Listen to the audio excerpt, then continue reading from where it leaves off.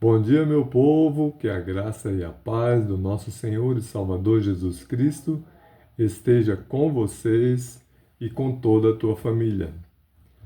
Vamos a Atos capítulo 15. Então, alguns que tinham descido da Judéia ensinavam assim os irmãos: se não vos circuncidardes conforme o uso de Moisés, não podeis salvar-vos. Tendo tido Paulo e Barnabé não pequena discussão e contenda contra eles, resolveu-se que Paulo e Barnabé e alguns dentre eles subissem a Jerusalém aos apóstolos e aos anciãos sobre aquela questão. Por que havia essa questão? Porque Jesus já tinha vindo, já tinha tomado o lugar dos animais que eram sacrificados para a remissão dos pecados, era o que tinha na lei mosaica, não é? Não era mais necessário a circuncisão, porque a marca dos salvos não é mais a circuncisão, a cirurgia de fimose que nós conhecemos hoje, mas a marca do cristão e do servo de Deus é o selo com o Espírito Santo. Amém? Então, por isso, houve aquela questão, porque ainda havia alguns que estavam ensinando que a circuncisão continuava sendo necessária, conforme o uso de Moisés, para a salvação. Mas, depois que Jesus foi eleito o Cordeiro de Deus para tirar o pecado do mundo, todo aquele que nele crê ou crescem teria a vida eterna, segundo a santa palavra de Deus. Não é? Então, por isso houve dissensão entre eles. E Paulo e Barnabé subiram para Jerusalém para se juntar aos apóstolos e os anciãos para combaterem aquela celeuma que foi levantada por alguns que ainda insistiam em ignorar a salvação vinda por Jesus. E eles, sendo acompanhados pela igreja, passavam pela Fenícia e por Samaria, contando a conversão dos gentios e davam grande alegria a todos os irmãos. E quando chegaram a Jerusalém, foram recebidos pela igreja e pelos apóstolos e anciãos e lhes anunciaram quão grandes coisas Deus tinha feito com eles. Alguns, porém, da seita dos fariseus, que tinham crido, se levantaram, dizendo que era necessário circuncidá-los e mandar-lhes que guardassem a lei de Moisés. Então, vejam, Paulo e Barnabé estavam anunciando que Deus tinha se manifestado aos gentios, ou seja, aos não israelitas, e os tinha dado a salvação, os tinha dado o Espírito Santo. Mas alguns da seita dos fariseus estavam dizendo: esses gentios aí precisam ser circuncidados e precisam guardar a lei de Moisés. Congregaram-se, pois, os apóstolos e os anciãos para considerar este assunto.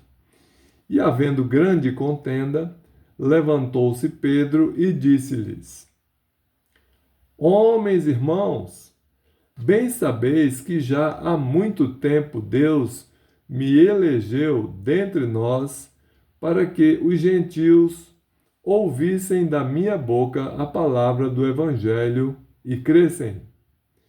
E Deus, que conhece os corações, lhes deu testemunho, dando-lhes o Espírito Santo, assim como também a nós. E não fez diferença alguma entre eles e nós, purificando os seus corações pela fé. Entre eles e nós é entre os gentios, que são aqueles não nascidos em Israel, e os israelitas.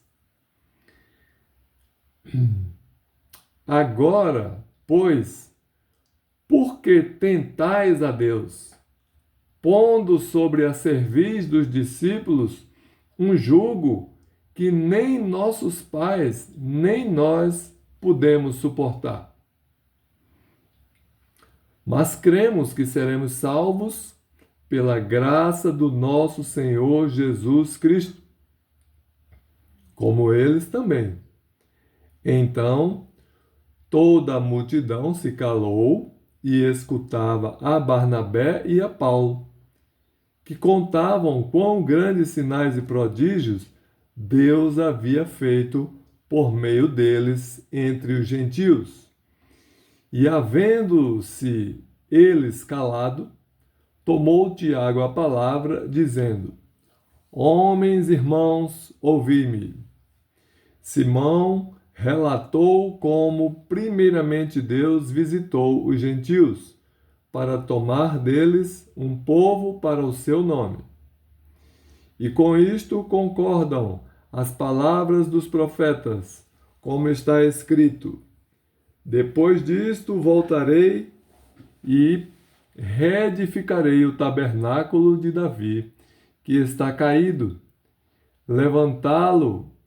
Levantá-lo-ei das suas ruínas e tornarei a edificá-lo, para que o restante dos homens busque ao Senhor, e todos os gentios, sobre os quais o meu nome é invocado, diz o Senhor, que faz todas estas coisas conhecidas, são a Deus, desde o princípio do mundo, todas as suas obras. Por isso, julgo que não se deve perturbar aqueles dentre os gentios que se convertem a Deus, mas escrever-lhes que se abstenham das contaminações dos ídolos, da fornicação, do que é sufocado e do sangue. Porque Moisés, desde os tempos antigos, tem em cada cidade quem o pregue, e cada sábado é lido nas sinagogas. Veja que Paulo está dizendo que, uma vez que nós fomos alcançados pela palavra de Deus, a palavra salvífica, as boas novas de salvação, que dizem que o sangue de Jesus Cristo, Filho de Deus, nos purifica de todo o pecado, então o que temos a fazer? Vivermos uma vida incontaminada com as coisas que desagradam a Deus. Não devemos desagradar a Deus. Veja que aqui, no versículo 20, Paulo diz: devemos dizer àqueles que se converteram a Deus que se abstenham das contaminações dos ídolos.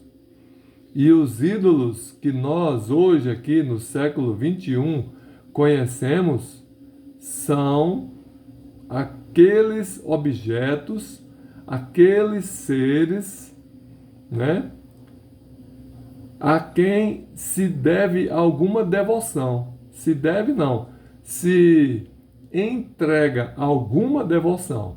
Não devemos ter devoção com ídolos, por mais importantes ou proeminentes que essas pessoas tenham sido na terra, não é? Nós devemos adorar apenas a Deus Pai e a Deus Filho. Foi Jesus quem disse isso em João 14, versículo 1. Não se contamine, não se turbe, não fique sem transparência, sem certeza, o vosso coração. Credes em Deus e crede também em mim, disse Jesus. Ok?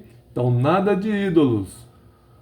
O segundo mandamento já falou isso para nós. Nós temos que ter isso massificado em nossa mente. Segundo mandamento: não farás para ti imagem de escultura, nem figura alguma daquilo que há em cima no céu, nem embaixo na terra. Ou seja, Deus não quer que façamos imagem nem dele que está acima no céu, nem pessoas que estão vivas ou mortas aqui embaixo na terra. É proibido por Deus. Então, só o Senhor é Deus. Só o Senhor é Deus. Só o Senhor é Deus. Ore somente a Deus em nome de Jesus. Não ore a pessoas, certo? Principalmente pessoas que já morreram, porque a Bíblia diz que os mortos não sabem coisa alguma. Então, prossigamos.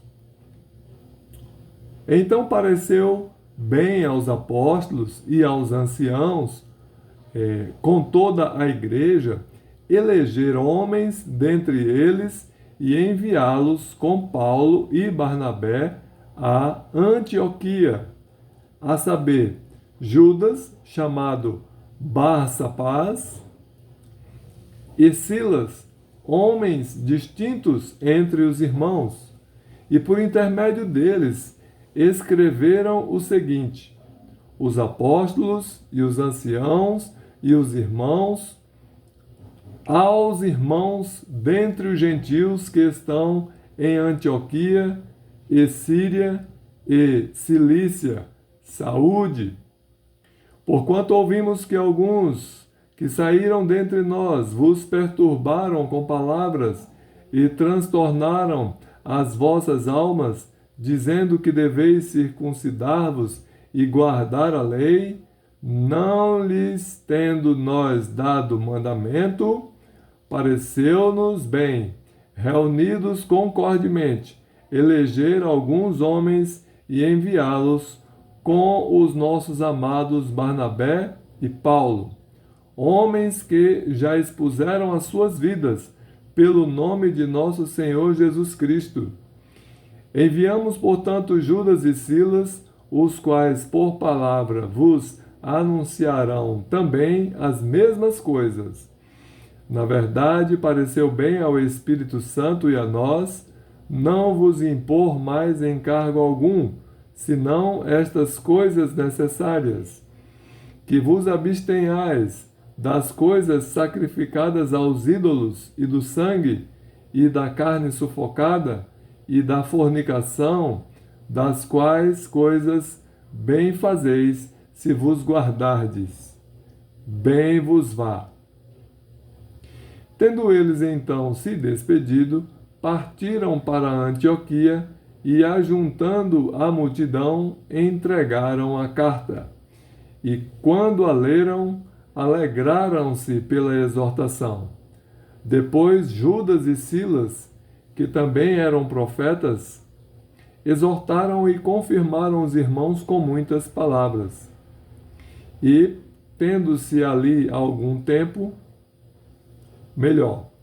detendo-se ali algum tempo, os irmãos os deixaram voltar em paz para os apóstolos. Mas pareceu bem a Silas ficar ali. E Paulo e Barnabé ficaram em Antioquia, ensinando e pregando com muitos outros a palavra do Senhor. E alguns dias depois, disse Paulo a Barnabé: tornemos a visitar nossos irmãos por todas as cidades em que já anunciamos a palavra do Senhor, para ver como estão. E Barnabé aconselhava que tomassem consigo a João, chamado Marcos. Mas a Paulo parecia razoável que não tomassem consigo aquele que, desde a Panfilha, se tinha apartado deles, e não os acompanhou naquela obra. E tal contenda houve entre eles, que se apartaram um do outro. Barnabé, levando consigo a Marcos, navegou para Chipre. E Paulo, tendo escolhido a Silas, partiu, encomendado pelos irmãos à graça de Deus, e passou pela Síria e Cilícia, confirmando as igrejas. Glória a Deus. Precisamos não somente pregar o Evangelho para que as pessoas se convertam a Deus, mas também devemos sempre estar vendo como elas estão. E, se for o caso, tirando dúvidas e confirmando essas pessoas aos pés do Senhor. Amém? Que Deus abençoe você e toda a tua família.